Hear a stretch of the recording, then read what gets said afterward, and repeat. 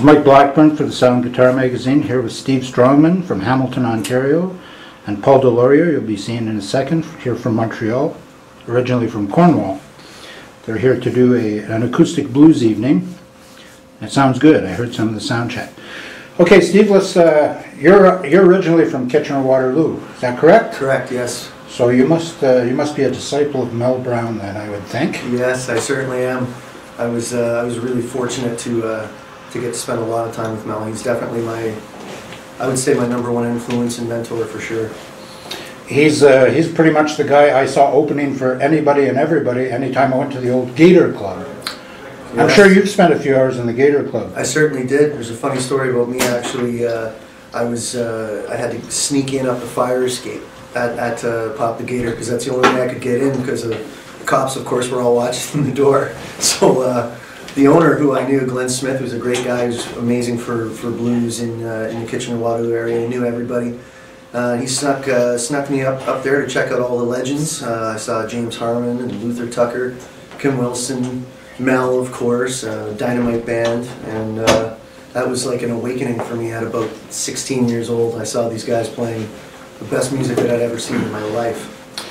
My absolute favorite is Albert Collins. I saw Albert there, and those were in the days when Albert had about a 200-foot lead cord. Yeah. He'd go down the stairs out into the street. Yeah. Yeah. Did you ever see Albert there? I never saw Albert there, but Mel used to tell me all the stories because Mel was actually in the Icebreakers with Albert for a little while. So I was really lucky to hear all these amazing stories right from Mel about these artists and you know, to learn about the real blues for me. To me, he was bigger than you know, B.B. King or Buddy Guy or anybody, because he was right there seeing him doing his thing. It was a pretty great place to grow up. So when did you start playing guitar, and when did you gravitate to the blues? I started playing guitar when I was 10, and I got really serious about playing guitar when I was about 15. And I pretty much loved blues immediately, but I got a lot more serious about it when I was about 15, 16. I was playing in bars, and I sort of started, I was heavily influenced, of course, by Stevie Ray Vaughan, like a lot of people that are my age, where he was just like a bolt of lightning. And then I started learning that Stevie Ray learned from all these other blues artists, and that was just like a discovery for me.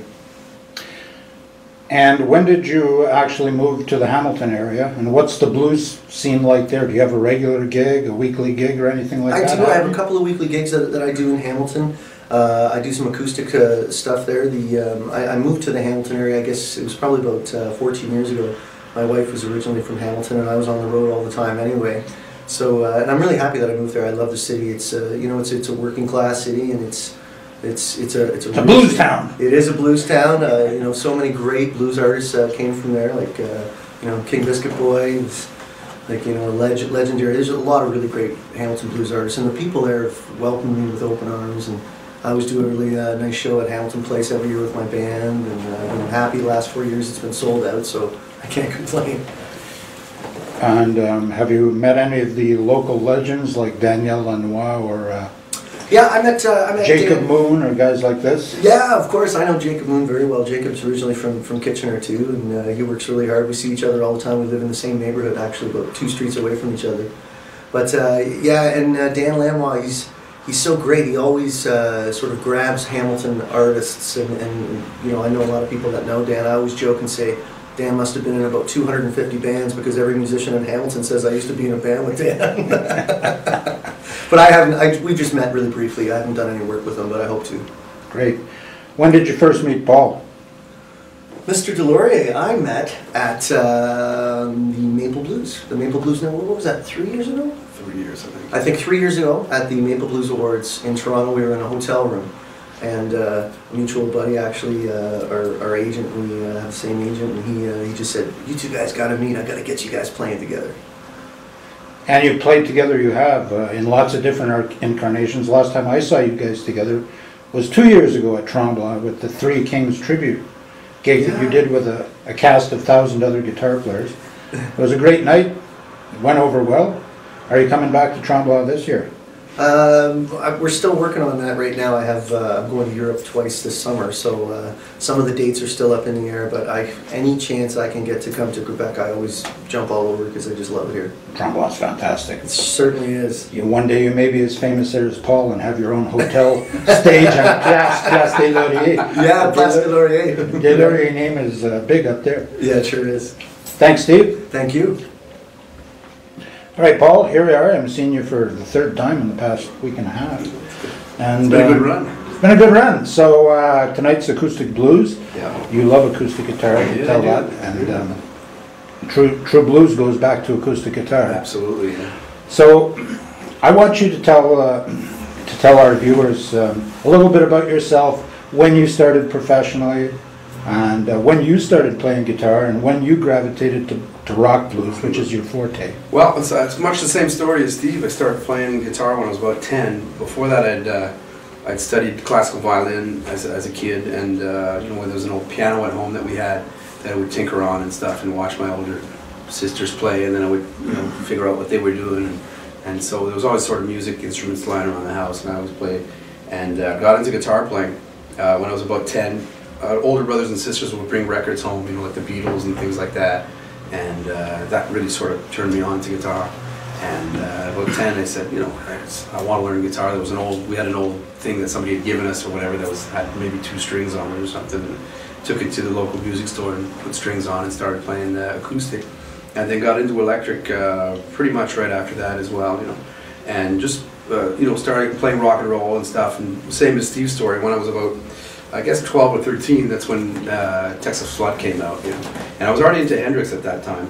I was buying Guitar Player magazine and things like that, and can I plug Guitar Player?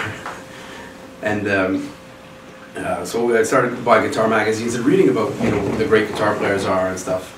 And Hendrix was one, so I'd already started listening to Hendrix and then discovered Stevie Ray through that, and Clapton and all these things, and who were these guys playing and all these old songs like Robert Johnson too and stuff like that. So much the same way Steve explained to me, I worked my way back into the blues, and blues was always something that really just hit right to the heart, man. It was like, this is the stuff, man. This is the shit, And so when did you get it together to be professional? Well, I started gigging professionally probably at the age of 15. Various garage bands and stuff when we were kids starting out, and it's ironic that we're playing it here tonight which the original purpose of this venue was a church, right? And they transformed into a show bar, a cabaret show bar. But some of my first gigs ever were like in church basements, where they would have youth dances and things like that. And we were 14 and 15, playing those dances for a little bit of money, and then onto that we started playing bars and just bought top 40 and just cut my teeth playing every 8 days a week in bars for years. While I was still in high school, we were playing Thursday, Friday, Saturdays, and Sunday nights, every weekend of the month. So that really just got our stuff together, got the playing together, and just all the aspects of performing, real quick. It's an invaluable experience. And how long ago did you meet Dawn and form a duo with her? Dawn and I met about, I'd say 6 years ago now, 6 probably.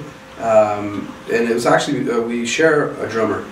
So, that was our mutual acquaintance kind of thing. Sam Harrison, our drummer, was working with Dawn and working with me. And at one point, Dawn inquired about another guitar player because one of her guitar players left to do another gig.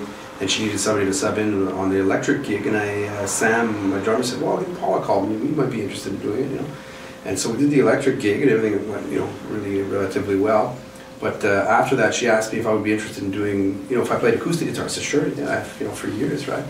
And would you be interested in doing a duo gig, checking it out and seeing how that works, if we can actually do that. And then I said, sure, we did it. And right away we saw there was a real chemistry right there between the two of us, because it's a tough thing to, it's just one guitar and 2 vocals. I mean, if it's not happening, the chemistry's not there, man, it's not going to happen, So we realized pretty quickly that it was there, and what ended up being a side project, started out being a side project for both of us because we each had our own bands, and it ended up really taking a life of its own on, and man, we've been around the world with that show, in the last few years, so. Well. So since there's the 2 sides of you here, that with Dawn and you with your own blues rock band, what's the split in terms of the gigs you get in a typical year and Well, the income you get from CD sales and whatnot. Well, I think what happens is normally, you know, it depends on what you have out on the market, right? You know, you put out a fresh CD, a new CD, obviously you're going to be touring that one a lot, you know, and so it varies from time to time. But I'd say about, you know, half of my, if you want to look at half of my income probably comes from working, you know, with the duo that we have, and the other half is working with my band and doing the odd production gig and things like that, you know. So I'm, you know, playing a lot of rock and roll and electric guitar about half of the time, you know. The other half doing a lot of the acoustic stuff with Don and the occasional great, lot of fun gig with my man Steve over here, you know. But you're not ready to buy Joe's 59 yet. Well, let's say Joe and I are not in the same tax bracket at the moment. Well, you've got a nice historic yourself. Tell us a little bit about that. I mean, I understand you went all the way to New Hampshire to buy that baby. Yeah. Actually, I've been shopping around for a historic, and I had a Standard for a while, and you know, I'm a big Gibson guy. I think I own 7 or 8 of them now, and I was looking around to get a nice real historic, you know, because obviously the 59s, like the original vintage Gibsons, are, you know, completely unaffordable now, and they're basically under glass in most people's houses. It's nice to see guys like Joe and Derek Trucks and those guys actually taking them out and playing them live, you know. And letting the fans touch them. Yeah, myself included, yeah. But yeah, I actually started shopping around, and you know, a lot of people buy things on net and eBay and stuff, and I can't bring myself really to buy a guitar without actually playing it first. And at the time, much like now, the dollar was really Canadian dollar was very strong. Plus New Hampshire, no tax, baby. Live free or die. Exactly. Yeah, exactly. So I looked into this Mark's Guitar Loft, and I took a little family trip down there for a weekend, and sort of around my birthday. So I said I'm going to treat myself and go down there, and went into Mark's Guitar Loft, and you know, I mean, there was literally dozens of historic Les Pauls on the wall. I said, man, just take your time, play whichever one you want, man. Spend all day if you want to, plug in whatever you want, man. I just mirthfully spent the afternoon just rocking away on all these Les Pauls, and found the one for me, and brought it home, and it's been my main axe ever since.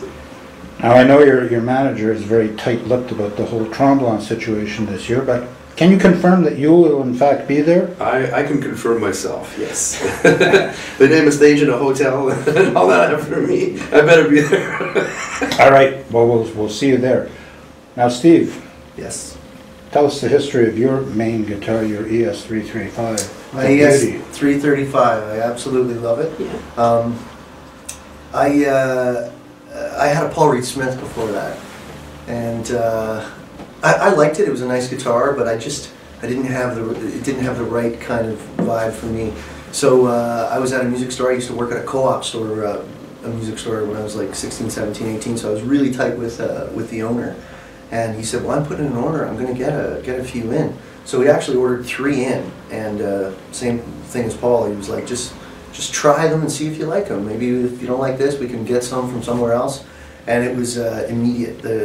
My number 1 guitar that I have, my 335, it's a beautiful 335 dot, and I just, as soon as I started playing it, that was the one for me. So I think guitars have a way of it's a relationship between yourself and the guitar. Certain ones feel great to you, other ones just don't feel right to you. And my guitar, that was great. And I've since I have a working relationship with Gibson, which I'm really happy about.